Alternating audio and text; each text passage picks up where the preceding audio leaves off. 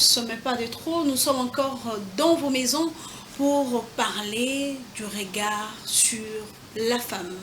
Amoureux, téléspectateurs, bonjour, bonsoir, ça dépend de l'heure à laquelle vous nous suivez aujourd'hui. Oui, nous sommes encore là aujourd'hui dans cette belle émission qui a choisi de jeter un regard sur la femme dans toute sa lumière, dans toute sa splendeur, avec ses vertus, ses qualités, dans son activité, qu'elle soit avocate, qu'elle soit femme maraîchère, qu'elle soit ministre, qu'elle soit députée, en tout cas médecin, dans je dirais, toutes les catégories de femmes. Aujourd'hui, spécialement dans ce nouveau numéro, nous parlons d'une femme particulière. Nous parlons d'une catégorie de femmes qui de fois est marginalisée, qui de fois est rejetée, qui de fois est mise à l'écart parce que elle est appelée fille-mère. Si vous faites ces constats dans notre société, à Kinshasa, en République démocratique du Congo, dans certaines communes, vous allez remarquer qu'il y a un taux élevé de filles-mères dans nos quartiers. Ceux-là qui sont les enfants de maison, mais qui aujourd'hui s'y retrouvent être mères et filles à la fois. Dans ces numéros, nous allons connaître le contour. Qu'est-ce qui fait qu'aujourd'hui, il y a un taux élevé de filles-mères? Qu'est-ce que ces filles-mères-là vivent comme réalité dans la société? Et comment faut-il faire pour les réinsérer ou les recadrer pour qu'elles ne se perdent pas pour toujours? C'est ça même l'objectif ou le thème de cette émission. Amoureux téléspectateurs, vous avez compris que c'est la problématique des filles-mères dans notre société. Pour en parler, nous avons choisi une personne habilitée qui elle-même a été fille-mère. Aujourd'hui, elle est encadreur de filles-mères. Elle est présidente de l'ONG Espoir, puisqu'il est important de donner espoir. Elle s'appelle Maman Julie Amouli, à qui je dis bonjour. Bonjour madame. Comment vous allez, Maman Julie? Ça va, ça marche. Vous êtes encadreur de filles-mères, je dis tout à l'heure, et vous êtes présidente de l'ONG Espoir. Oui. Avant de parler, d'entrer dans notre thème d'aujourd'hui, c'est quoi d'abord l'ONG Espoir et ça encadre quelle catégorie de personnes? L'ONG Espoir encadre d'abord les filles-mères et aussi les Koulouna. Okay. Donc je m'appuie beaucoup sur des gens qui n'ont pas de moyens. Deux fois j'entre sur les orphelins et tout parce que mon idée c'est l'espoir, c'est relever les autres. Mais je me base sur les filles-mères et un peu sur le Koulouna. Voilà. Beaucoup vous suivent pour la première fois à la télévision ou qu'elles vous ont déjà suivi dans certaines de vos activités. Mais est-ce qu'on peut avoir une idée générale de qui est Maman Julie Amouli, présidente de l'ONG Espoir? Julie Amouli, elle est encadreur, c'est une femme mariée. Elle est aussi dans beaucoup de choses que je ne vais pas épingler ici. Je suis Julie Amouli, Madame Lukinda. J'aime que les gens sachent parce que c'est avec ce titre-là que j'ai quitté la honte pour un honneur quelconque que je vais donner aussi aux autres. Nous allons en parler puisque j'ai dit tout à l'heure que vous avez aussi été fille-mère. Aujourd'hui, vous êtes mariée officiellement. Vous êtes aujourd'hui Madame Lukinda. Madame Lukinda. Puisque nous parlons de fille-mère, Maman Julie Amouli, qui est fille-mère dans notre société? Une fille-mère, c'est une femme qui a eu un enfant hors du mariage. Donc ça peut être une petite fille, ça peut aussi être une femme responsable mais qui n'est pas mariée. C'est une fille-mère parce que c'est une femme-mère, c'est une fille-mère. Donc, mais c'est vraiment vulgarisé sur le point des filles. Parce que quand quelqu'un a eu un enfant hors mariage, elle est single, elle est seule d'élever l'enfant. Ok, c'est ça. Mais aujourd'hui, vous avez aussi remarqué avec nous, c'est pourquoi nous avons choisi de parler de ces phénomènes filles-mères qui, en tout cas, prend de plus en plus de l'ampleur dans notre société. Qu'est-ce qui fait qu'aujourd'hui, il y a un taux élevé de filles-mères, Madame Julie? À mon avis, c'est un problème de vulgarisation de droit, l'éducation, et puis vulgarisation de... Il n'y a pas vraiment... Dans nos familles africaines, on n'a pas de causerie sur le tabou. On a trop de tabous. Il y a pas, on n'ouvre pas beaucoup de portes officiellement d'apprendre aux enfants qu'est-ce que veut dire la vie sexuelle, la vie hors maison, quoi. Quand l'enfant quitte la maison, donc il y a beaucoup qui sont à leur merci. Voilà. Ils sont vraiment... C'est juste le manque de causerie, de change entre le parent et les enfants. Vous pensez que c'est la seule raison? À mon avis, à mon humble avis. Parce que quand quelqu'un... Et aussi, il y a un grand problème aussi, le manque de tout. Quand vous regardez beaucoup des catégories de ces choses-là, ça vient dans des milieux où les parents ont laissé un peu de responsabilités aux enfants. Parce que une fille qui sort et qui n'est pas contrôlée, qui sort et qui n'est pas suivie, qui amène des choses chez lui, chez ses parents. Non, les parents qui sont démissionnaires. Démissionnaires, voilà. Parce que moi, quand je fais l'émission, je suis suivie à des gens qui ne savent, que tu dois vraiment expliquer au lieu de faire un grand français. Parce que quand on fait un grand français, ça va passer. Mais quand tu t'expliques, ils vont savoir de quoi nous voulons qu'ils changent. Voilà.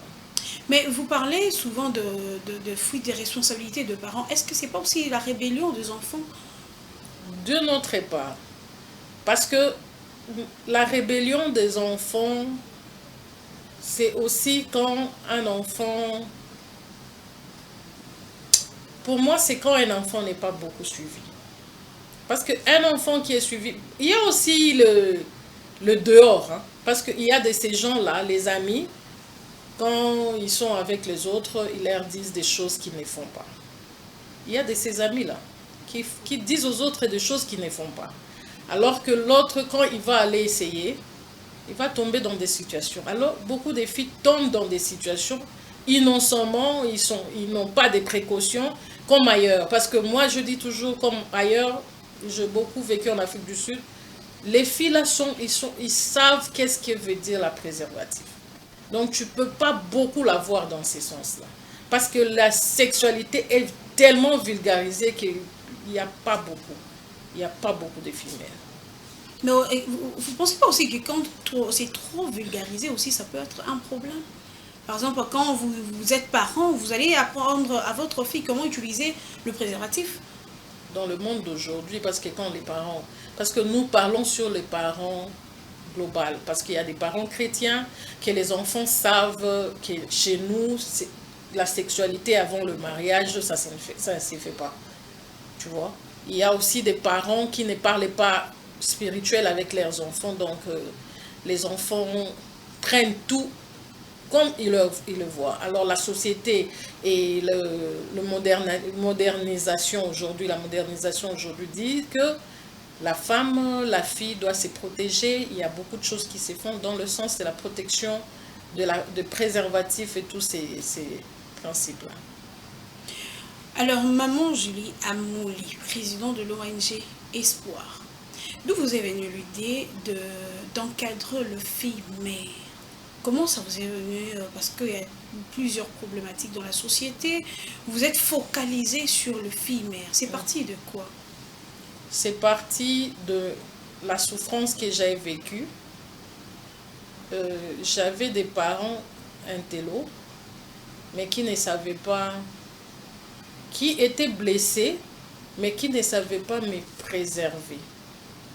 Parce que je les avais blessés, mais ils ne savaient pas comment me préserver afin que ça n'arrive plus. Parce qu'il y a de ces filles-mères, vous avez eu l'interview avec les filles-mères que j'encadre, il y a de ceux qui sont 3 fois filles-mères. Là, moi, ça me fait maux de tête. Quand je vois comme ça me fait très mal à la tête, très mal au ventre. C'est dans ce sens-là que j'avais eu l'idée. Je me suis dit que ce qui m'est arrivé ne peut pas arriver aux autres. Donc, je dois commencer à vulgariser, à briser par la grâce de Dieu les blessures qui passent dans le cœur des enfants. Parlez-nous de votre réalité, parce que vous en parlez, si ça ne vous dérange pas, vous en avez parlé un peu de manière superficielle. Qu'est-ce que vous avez vécu vous-même personnellement, puisque c'est partie de vous qu'on peut parler aujourd'hui de l'ONG Espoir. Qu'est-ce qui vous est personnellement arrivé pour qu'aujourd'hui on parle de Madame Julie Amouli comme présidente de l'ONG Espoir? Sur base de témoignages de la vie, c'est une souffrance, hein? C'est une souffrance par vous-même d'abord. Parce qu'il n'y a personne, il n'y a aucune personne qui peut vous dire qui peut dire qu'il ne souffre pas. Quand vous-même vous apprenez déjà que vous êtes fille-mère, vous avez eu une grossesse hors mariage, avec une famille très bien éduquée, très bien réputée. Il ne vous manquait de rien? Non. Qu'est-ce qui vous est arrivé? Parce que tout à l'heure, vous avez dit que la cause du taux élevé aujourd'hui des filles mères, c'est le manque. Je n'étais pas forte dans l'aspect sexuel. Ok. Oui, j'étais trop jeune et je ne savais pas tout ça. Je ne savais pas tout ça. Ok, et puis, vous étiez en train de nous expliquer. Alors, ce que je disais, la souffrance de ce que j'avais vécu, c'était par rapport aux réactions, d'abord à moi-même, et puis aux réactions de mes proches, les parents, les tantes, les sœurs, mes sœurs de l'église, tout ça. Donc les réactions étaient tellement fortes, c'est comme si c'est la fin du monde, c'est fini, c'est perdu, l'histoire est finie pour moi. Et je commençais à concevoir ma vie aussi de cette façon. Mais quand j'ai compris que, quand ma mère s'est relevée, elle a dit non, ma fille doit continuer les études, je veux prendre l'enfant. Et elle a tout fait pour que je reprenne la vie et je suis devenue ce que je suis aujourd'hui. Mais que pensez-vous de la réaction, parce que vous avez fait mention de cela tout à l'heure, la réaction de parents lorsqu'ils apprennent que leur fille est enceinte? Ben c'est break. Les parents sont... Il faut frapper, il faut prendre l'enfant à les laisser auprès de la famille de l'homme ou chez l'homme, il faut insulter, il faut mettre des côtés. Non, non, en tant que parent, même moi là, je ne supporte pas ça parce que je dis toujours aux filles, quand j'encadre les filles, que si ça ne vous est pas encore arrivé, ne passez pas par ce chemin. C'est vraiment un chemin très compliqué. Parce que quand on encadre aujourd'hui, quand on cherche à relever, parce que c'est vraiment down. C'est une histoire terrible. Sauf qu'il y a des gens qui en passent, hein, parce qu'il y a des gens qui supportent ce que les gens ne supportent pas. Mais pour une personne réelle, normale, c'est pas un chemin. C'est pas un chemin. Madame Amouli, nous allons d'abord suivre cet élément. Puisque vous êtes dans cette ONG, vous encadrez le FIMER, elles nous ont accordé des interviews. Yeah. Elles ont parlé à cœur ouvert de ce qui leur est arrivé. Parce que chacune d'entre elles a une réalité. Chacune d'entre elles a vécu une situation un peu particulière dans sa vie. Aujourd'hui, comme vous avez dit, certaines sont 2, 3 fois, 4 fois FIMER. Elles nous ont parlé. Je pense que les téléspectateurs avec nous, vous allez suivre cette interviews de filles, ces réalités, cette vie, l'expérience de tout un chacun, je pense que vous allez comprendre quelque chose. Suivons. Comme la grâce à tout pas biso.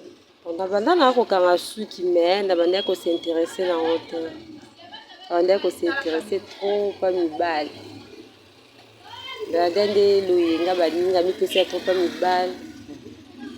Nakanisa que ça bonheur pour nous, que ça malheur. Il y a beauté si les gars, il y a pas soudé les gars.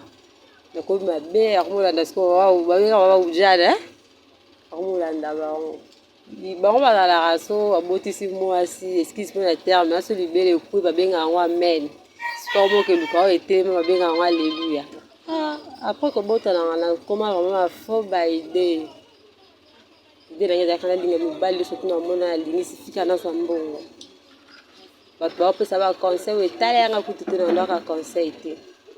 Mais eza attentivement babenganga ekekangele suki na salon. Na kadra ka lisolo mo lisolo ebetama wana tokutala maman Julie mo conseil na ye esalaka vraiment bien mpona kombo naza lelo mosalaka esuki natia vraiment napesa mosala nango valeur eya mosala moko eya na mbongo soki namipesaka nanga na mosala nango me peut-être nabota te loyenge mpe ya bamibali wana ndenge nazalanga nango te eza déjà rare to baloba mai déjà sesopani anga loko teza te nabwaki bango mpe te baka bana ngai nazala na bango partout nazala mambo mibali vraiment natia yango na pembar baconseil napesa bango batia loyenge trop na motu te via loyenge efutaka te biso bao tolanda loyenge tosuki na bana na maboko balanda loyenge te bamipesa trop na classe so classe esili mpona nga baluka ta métier mo bando osala ki bamipesa trop mama mibali mobali olanda boye omona kitoko mpona oboti te ere okobota okomi bao babenga barido ya ndako mama ndako mpona mama bana komona nga Naomi Meledu toza na komi na nga ba bon lisolo na ngai ezalaki na mec na ngai tobandaki kovivre naye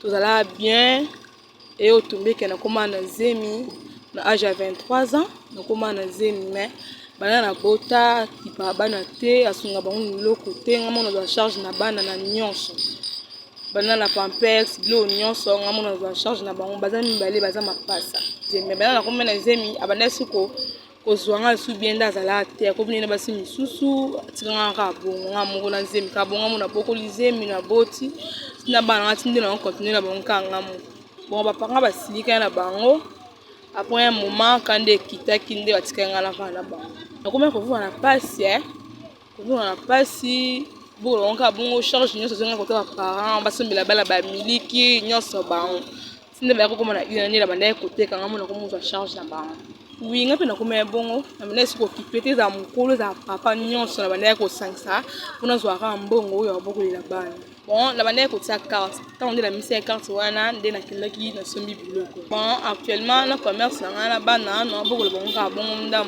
ba mikolo pe ko tekeza te bampiaka bato baolelaka me ka bongo ka nde tovio bon biso na mama Julie te ko kutana nda benga biso asololi na biso bon à partir quand da solo na biso wana ni na zwa décision na tika na ba conseil pesa soka ba conseil pour ça la vie bonté ko bota eza na eta fin du monde te que commencer la vie OK aujourd'hui mobile eza na sens te à partir de ba conseil na ende na yaki ko se retirer ba vie wana na sala on te mbali na comme cop na comme na macha nga na banda vie nanga na 18 ans mobile obotanga autanga zemi mazemi nga mobile matata na obota mwana liboso nga mobile esimba te titi mobile toboya na mobile na bota mibale na ozo ya mibale na obota tozaenda mona mobile zonda ko sente libanda nganda kwa libala na rapport pa biso mobile boye na boye mama ya biso pa biso isinga kanga tabala ngate mama ya biso pa biso isinga zo bisaka zonga nda kutolemba bokolo te wana zadia na ba misala na fandia pa biso mobile pe ake makambo ne pe esimbi te mama biso abi mo po fana bongo ezate mama biso lukta mo fond na bando bundana po esunga ngala bana abundana nga muke na bana batangaka na mwa muke na nzambe awachanga pe loboko mwa banzela nga pe ya muke pe ezanga ite nakuta majulia bino bana nga jamais na que négliger bino mama bando pesa conseil boye na boye boza bana boza baleki na kati ya veni to bibino efandeli na bino na lingate na sanini na bwaka bino na négliger bino conseil ya mama na nde eozo msanga mwa sima nde na bokola bana nde mama biso pa ko kufa. Madame Amoulé, vous venez de suivre avec nous les interviews de ces filles mères que vous encadrez. elles ont parlé à cœur ouvert. Quel commentaire pourriez-vous émettre à ça? Et moi, je t'ai émue, hein. J'étais très émue. Et je sais que comme vous m'avez vu, deux fois, j'ai pleuré quand les autres faisaient leur témoignage. Et à chaque moment que je vois cette histoire-là, ça m'ébrise. Je le ressens, je vois la souffrance, parce que j'étais vraiment donc en bas de moi-même. J'étais très émue. J'étais débarrassée, j'étais embrouillée. Non, j'avais mal au ventre de voir cette souffrance-là. Parce que moi, c'est arrivé une fois, mais il y a de ceux qui se sont arrivés 3 fois. Et quand une fois quelque chose qui t'a fait mal, tu vois pourquoi je dis qu'il doit y avoir un encadrement, une rééducation. Parce que si ceux qui ont fait 3 fois FIMER, s'ils étaient réencadrés première fois, et qu'il y avait des gens qui les ont montré l'amour, de protéger la fille et l'enfant, de montrer que nous pouvons encore te donner l'espoir de continuer la vie, nous pouvons encore t'aider à étudier, nous pouvons, donc tu es un de nous, donc cette histoire, oublie ça, oublie l'homme, regarde ta vie, regarde tes objectifs, si il y a des choses à faire, tu peux continuer. Ça ne peut pas faire arriver quelqu'un à 2, 3. Donc c'est comme ça que je vois vraiment que avec beaucoup de gens qui peuvent aider cette œuvre, que nous devons travailler très fort pour que cette chose soit diminuée de Vous donnez la responsabilité à qui? Parce que si je peux, le point commun des 3 filles mères que nous venons de suivre, elles disent qu'après avoir eu déjà son premier enfant à Katisinga, donc elle n'était plus maîtrisable, elle s'est dit « Oh, Ekoya, Eya ». Parce que, bon, ici, Naboti, je peux maintenant, parce que pour la plupart des cas, l'homme abandonne, laisse tomber, Sozumwana, et puis il te laisse tomber, pour maintenant prendre en charge cet enfant-là, parce que le parent ne veut plus te prendre en charge, ni toi, et l'enfant, et elle se dit, je dois avoir 2, 3, 4 hommes dans ma vie, et puis mon corps n'est plus un tabou pour qui que ce soit. Pensez-vous que c'est toujours la faute de la société, de parents ou de la personne elle-même? Je vais vous étonner, Madame Rachel. Sur le point de la psychologie de l'enfant. Quand vous voyez quelqu'un est détraqué comme ça, ça pète les ponts, ça peut y avoir d'autres choses qui est passé dans son esprit. Parce que moi, quand j'ai écouté ça, je suis allée d'abord à fond de moi-même. De voir que cette personne ici est blessée, peut-être rejetée, peut-être... Tu vois, quand quelqu'un est rejeté, blessé, il y a de ceux qui se lancent dans le mafou, dont ils sont fous de tout. Elle oublie même que c'est sa propre vie, c'est son propre corps. Donc, pour moi, je peux dire même envoûté, quoi. Donc, c'est désespéré, c'est fini. Donc, comme c'est déjà arrivé, bon, allons-y. Donc, c'est la faute d'abord au responsable du corps. Parce que tu es déprimé. C'est une histoire où, si tu n'es pas récupéré, tu seras au bas de l'échelle. Mais quand tu arrives à 3, à 2, c'est vraiment triste. Moi, c'est triste. Mais comment doit se comporter maintenant le parent? Parce que vous êtes aussi parent, vous êtes passé par là. Comment doit se comporter un parent lorsque le mal est déjà arrivé? Lorsque l'enfant vient vous annoncer, parce que certaines de peur qu'ils soient frappés, chassés de la maison, vont accourir aux avortements et tout. Mais pour celles qui acceptent de venir donner la nouvelle, vous êtes parent, comment doit réagir un parent responsable? Ah oui, parce que premièrement, c'est une détresse. C'est triste. Un parent responsable, d'abord, ça peut même te mettre aussi down. Ça peut même te faire une crise. De voir qu'une fille, peut-être que tu as éduquée, que tu as donné beaucoup de tout, tomber bas. En tant que parent, parce que j'ai des filles, je parle ça à la maison comme un rien. Je dis, s'il vous plaît, ne passez pas par là. j'ai déjà passé par là, je connais qu'est-ce que ça veut dire. S'il vous plaît, que le Seigneur vous aide, ne passez pas par là. Alors après, si c'est déjà arrivé, God forbid, comme dit les Nigeria, que c'est déjà arrivé, il faut, ce qui est arrivé, on consomme. Parce que quand vous avez de l'eau renversée, qu'est-ce que vous faites? Vous torchonnez et vous rendez propre. Donc il faut... En quoi faisons? En prenant charge de votre fille. Parce que si vous les laissez à la merci, la vie va continuer. Et d'abord, c'est que je n'épingle pas beaucoup, parce que je n'ai pas subi ça. Allez-y maintenant dans les familles d'hommes pour aller, non, Bakéotika et tout ça, comme dit au Congo, on part vous abandonner dans une famille que vous connaissez. Pas parce que vous avez connu l'homme, vous n'avez pas connu sa famille. Évidemment. Et la famille de l'homme, peut-être, ils ont été choqués aussi avec l'histoire que leurs garçons, peut-être beaucoup sont des petits garçons, des jeunes. Ils vous ramassent, oubliant que vous êtes, comment on dit, prégnante, comment dire, grosse.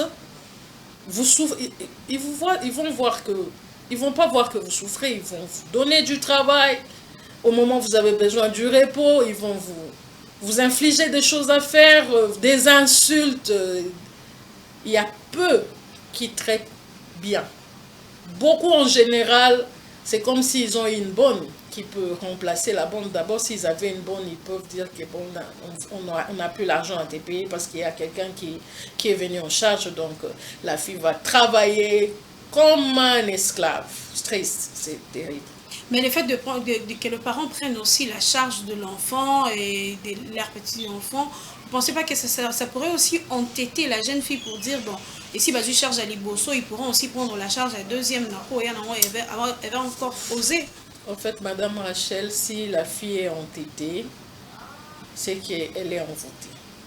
Ok.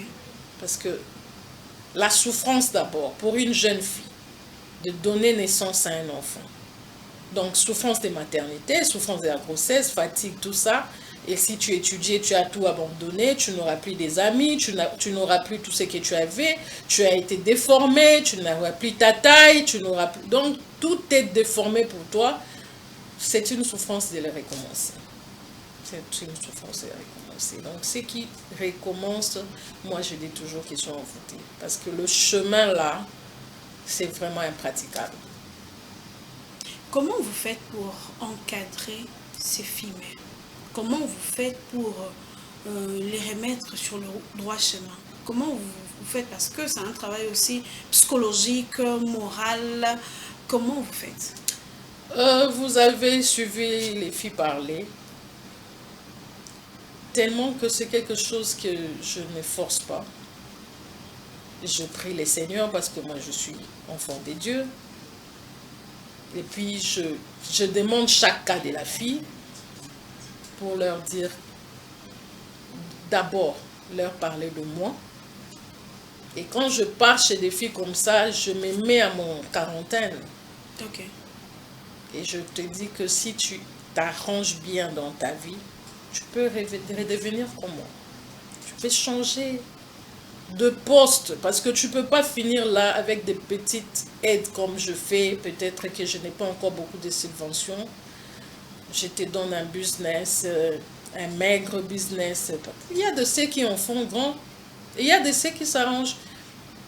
Te remettre aux études, ce ne serait pas suffisant pour toi parce qu'il y a de ceux qui sont remis aux études mais ils sont plus intelligents. L'esprit est bouleversé. Nous avons eu les gens qui nous ont...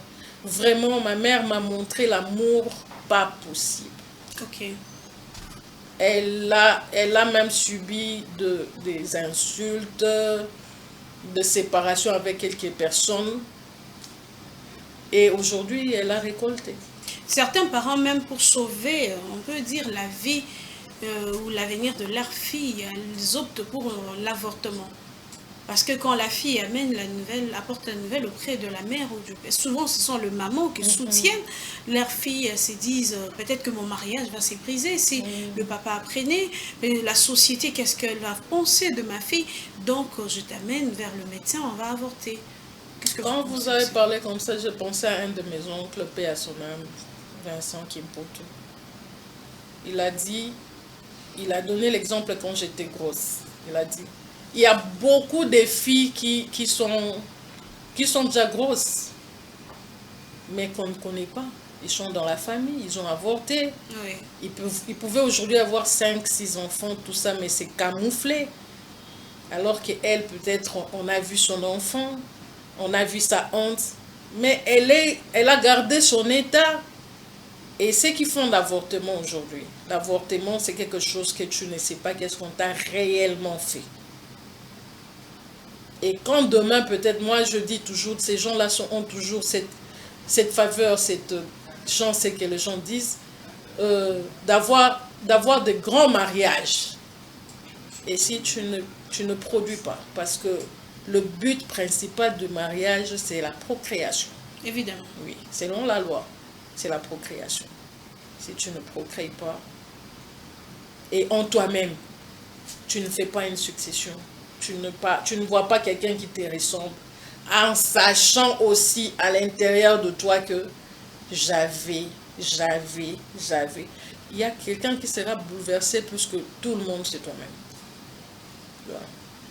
Mais maman Julie Amouli, puisque nous parlons de la fille mère, que vous avez aussi été à une période de la vie, comment vous vous sentez personnellement aujourd'hui quand vous regardez votre fille, quand vous dites, parce que vous venez de parler de l'avortement, beaucoup quand elles avortent, elles se disent c'est un fœtus, école je ne le connais pas et puis c'est juste le sang qui va couler.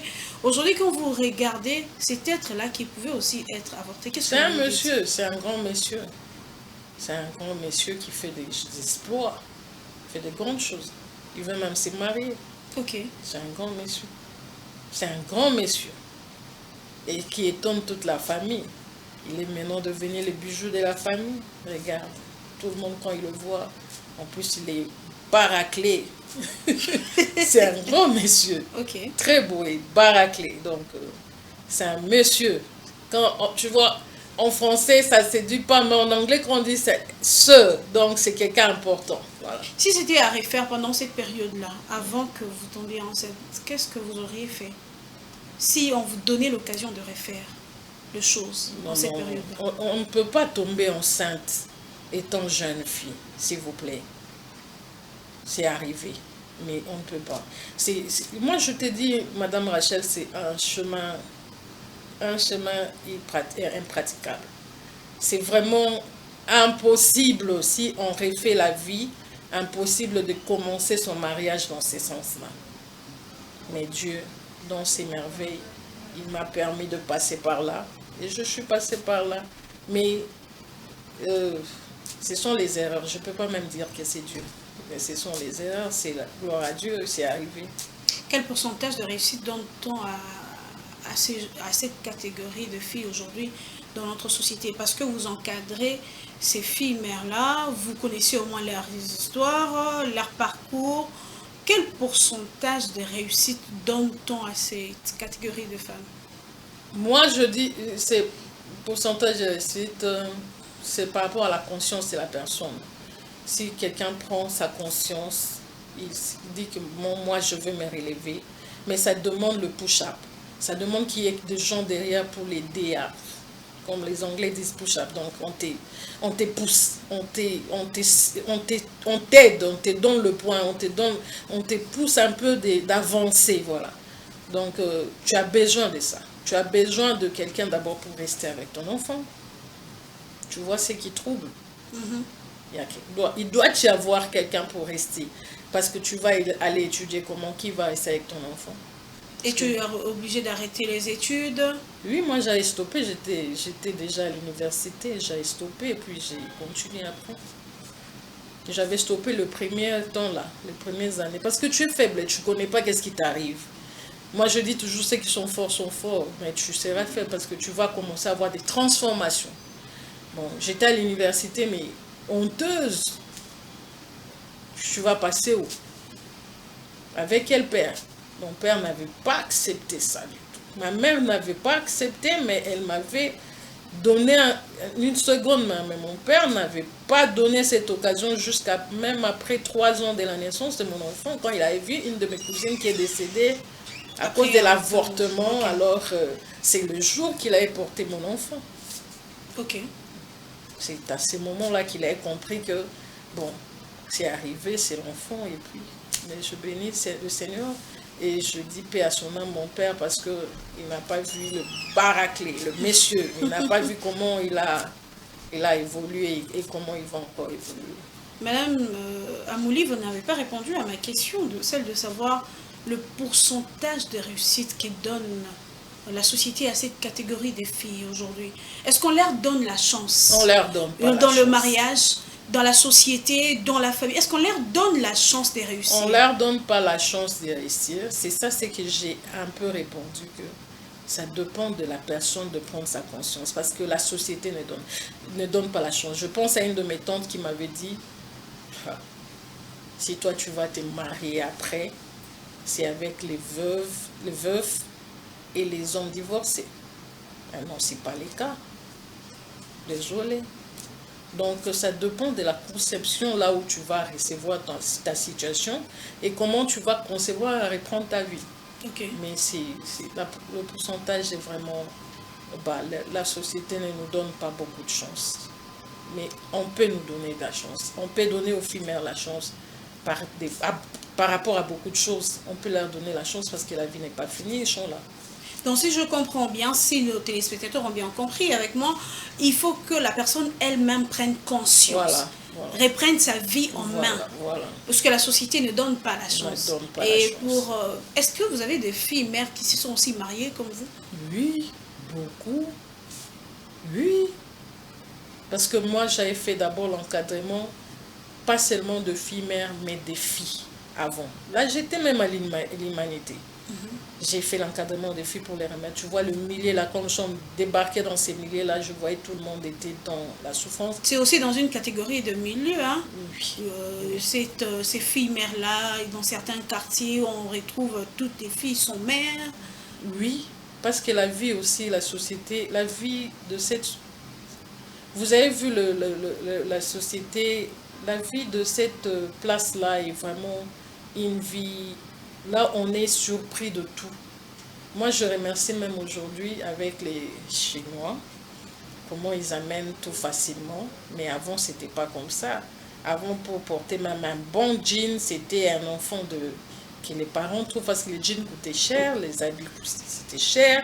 Maintenant, même les tissages, les plantes et tout ça, c'était pour une catégorie de vie.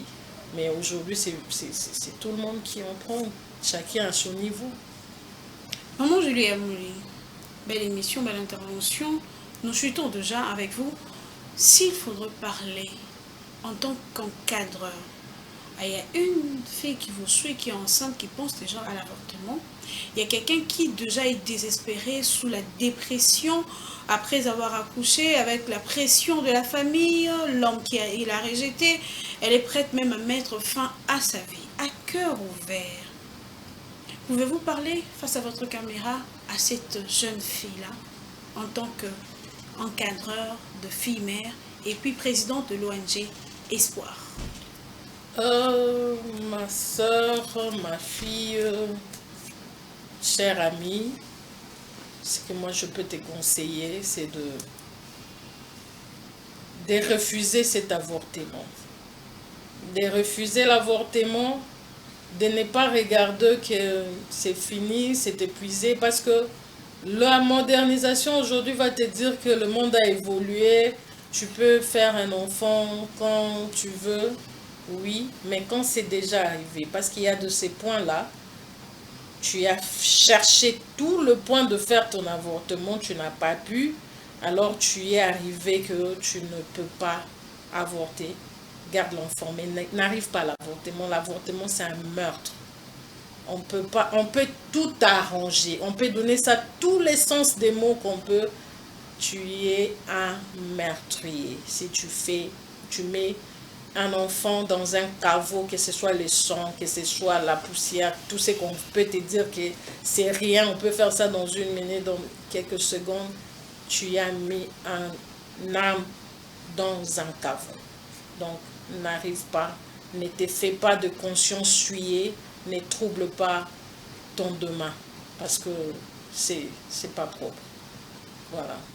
Est-ce que l'État, il y a des activités de sensibilisation, parce que vous êtes dans une ONG, est-ce que l'État prend aussi en charge cette catégorie de femmes ou elles sont laissées comme ça à leur triste sort? Ce sont les individus eux-mêmes qui se débrouillent comme vous à prendre en charge cette catégorie de filles? Je ne sais pas là où peut-être l'État prend en charge. Je ne suis pas au courant de ça, mais moi je le fais seul, avec peut-être d'autres personnes ailleurs, les Sud-Africains, parce que là-bas, la naissance, vraiment, c'est... On a même une organisation là-bas pour des filles ils ont forcé d'enlever et de faire l'avortement, ça n'a pas pu. Alors, ils ont eu des enfants. Là-bas, les gens ont leur comportement. Ils ont eu cet enfant-là, mais dès qu'il accouche, il se sépare de son enfant, il ne veut pas. Il y a des endroits où on a mis dans notre organisation, ils ont seulement une fenêtre, tu viens, tu poses l'enfant, on les reçoit, et la personne qui le reçoit, tu ne le vois pas, et puis tu pars, oublie. Parce qu'il y a des gens aussi qui en font. Il y a beaucoup de gens qui n'ont pas d'enfants, qui viennent acheter, qui pleurent. Il y a de ceux qui étaient aussi en train d'avorter hier pour être coquette, jolie, tout ça. Moi, je fais rire aux gens quand ils me voient avec mes grands-enfants. Ils me disent, oh, parce que quand on est tous en jean, donc on est presque avec mon fils, avec les filles, donc ils ont des masses. Et puis, je dis, quand les gens avortent, quand vous vous refusez d'être appelé maman, moi j'avais accepté. Donc voilà, aujourd'hui, mais c'est terrible. Il y a une question qui me vient en tête avant de nous séparer, Madame Amouli. Si je dois comparer un peu différentes périodes de vie, hier, nos mamans ont l'air prêché l'abstinence, se marier vierge, la pureté du corps. Mais aujourd'hui, les enseignements ont changé, on parle de moins en moins de virginité, on parle de moins en moins de pureté. Aujourd'hui, on apprend à la jeune fille comment se protéger. Il faut utiliser les préservatifs, il faut utiliser les méthodes de contraception, je pense, d'espacement des naissances pour éviter. Qu'est-ce qui fait ces contrastes-là, ces différences-là? Et pourtant, nous sommes tous en Afrique. Apparemment, on dit le monde évolue. Mais nous, on ne peut pas prendre nos enfants pour leur dire que le monde évolue. Parce qu'il y a de ces gens-là, peut-être, qui vivent à l'étranger, mais qui éduquent leurs enfants comme au pays. Parce que si on parle avec les enfants, on leur dit, on leur montre les soucis du cœur, tu vas voir que ces choses-là, c'est bien pour le monde d'aujourd'hui, mais ça n'a pas vraiment sa place de... Aujourd'hui, il y a aussi ces filles qui se marient vierges. Il paraît qu'il y en a presque plus. Il y en a en silence, la vie s'est faite en silence. Parce qu'aujourd'hui aussi, il y a une sensibilisation dans les écoles, tout ça. J'écoutais quand j'étais à l'étranger avec les filles. Donc, si tu dis aux autres que tu es vierge, en tout cas, on va s'assurer que tu sois des vierges. Donc, il y a ces filles-là qui sont vierges, ils sont calmes dans leur position, à son nombre de découvrir. Parce qu'il y a aussi, il y a un monsieur qui m'a fait rire, il a dit, moi, je ne peux pas me marier sans goûter. Le problème aussi, c'est pas seulement aux hommes, d'ailleurs, ça tombe bien que vous faites allusion à ça, il n'y a pas qu'aux femmes qu'on doit parler de pureté, virginité et tout. Ce sont ces hommes-là qui détruisent la vie de jeunes filles aujourd'hui qui se retrouvent filles mères. Mais je n'entends pas vraiment qu'on parle de fils-pères. Voilà. C'est comme ça que je dis aux filles, quand vous voyez les fils-pères, rien dans sa morphologie change. Évidemment. Il peut quitter 2 pas et puis il vous oublie. Et c'est ce qu'ils font d'habitude. Alors, moi je dirais aussi à ces fils-pères que la vie n'est pas pour le zin, c'est pour tout le monde. Quand vous êtes déjà père, assumez. En quoi faisant? En prenant charge. Vous avez cherché ensemble. Assumez. Prenez soin. Donnez l'éducation à l'enfant. Parce qu'il y a de ces enfants aussi qui sont aujourd'hui de grands messieurs qui sont passés par cette naissance-là.